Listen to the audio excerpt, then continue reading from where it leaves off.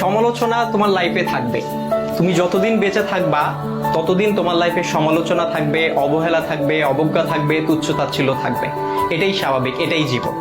তবে এই যে সমালোচনার, এই যে তুচ্ছ-তাচ্ছিল্যতা, এই যে অবজ্ঞা, এই যে অবহেলা, এই বিষয়গুলোকে খারাপ লাগার দিক হিসেবে নিলে হবে না। এগুলোকে তোমার অনুপ্রেরণা হিসেবে নিতে হবে।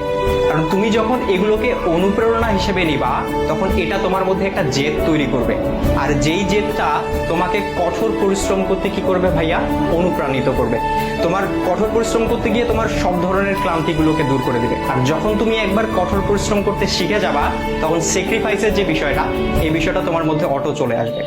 সুতরাং এই যে, আর সবকিছুর সাথে যদি বলো যে এই যে সমালোচনা, এই সমালোচনার পাশাপাশি জেদ, কঠোর পরিশ্রম, স্যাক্রিফাইস, আর এগুলোর সাথে যখন মেধার সংমিশ্রণ ঘটবে, তখনই তোমার স্বপ্নগুলো পূরণ হবে।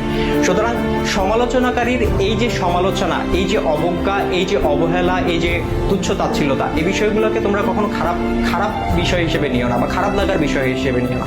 এগুলোকে তোমরা অনুপ্রেরণার বিষয় হিসেবে নাও। এবং